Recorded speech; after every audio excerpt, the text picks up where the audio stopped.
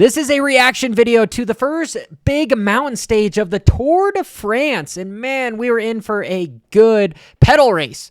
That doesn't sound as entertaining as just saying that we were in for a gladiator battle. We were in for a cadence to the death. No, none of those work. Anyway, these guys are supreme specimens that are fitter than almost any athlete in the world. I'm sure their VO2 maxes are in the 80s to upper 90s, but I digress. Jonas on Team Visma Lisa bike with his team somewhat falling apart with the young gun Matteo Jorgensen, the USA rider that I should be rooting for, which I am, but he's not the number one guy. For me, it is Tadej Pogačar. And his name's hard to pronounce. I nicknamed him Tadej versus Jonas. And the UAE squad came to play. This racing is essentially all about just having a strong team around you.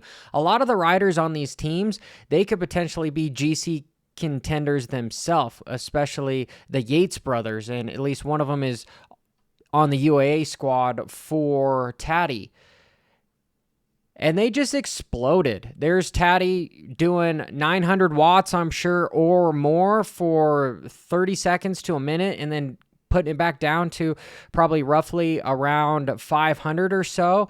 And Jonas, who is a smaller rider, so he should be able to climb better than Tadej, but unfortunately, because of his lack of preparation, we saw him break. In some sort of a stage like this, he is not the best at super steep climbs. At least that's what we've seen in the past, where Tadej, he can have a massive amount of a sprint for just a few seconds, but if it's longer drawn out, Jonas really should have been able to get on his back wheel and hold him. Then Tadej just went for the death blow and put everything on black and went down, descended like a man possessed, doing 50 plus miles an hour. And ultimately, you had a pack of 5 riders catch up to Jonas. And really what should have happened was they should have been able to close the gap of 35 seconds on Tadej, but they didn't. And he ended up getting a 10-second time bonus and an 8-second time bonus, and then also the 35-second advantage. So now he's got 50 seconds over his rival. But we all know that this individual, especially if you've watched the Netflix series about his time trial at the end of last year's tour, making a minute on everybody, was incredible. It almost sounds as if like the dude is doping for sure, because yeah, cycling is it's I don't know what to say about cycling, but besides, these guys are just, they'll do whatever it takes to win, and it bleeds over onto other sports.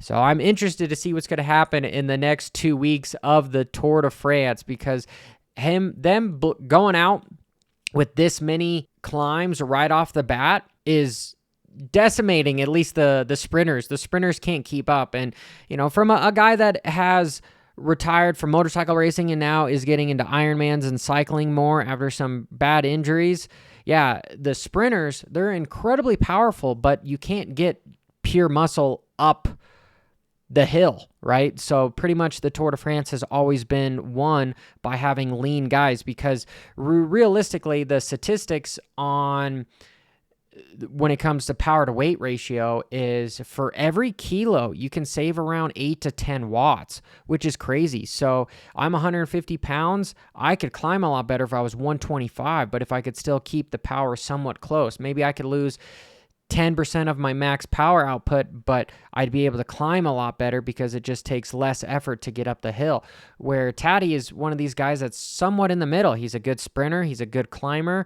He's good on the flat, where Jonas is a purebred climber. And you can tell, especially last year, he had his team with Van Aert holding him down and a lot of other incredible riders to decimate Team UAE.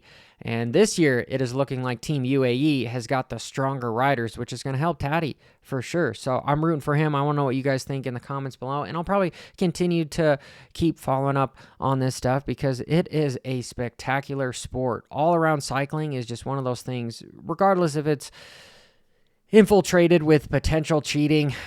Whatever. It's still good to see. Everyone in the world, you want bigger, faster, stronger. But I am digressing again. Till next time, make sure you hit that subscribe button.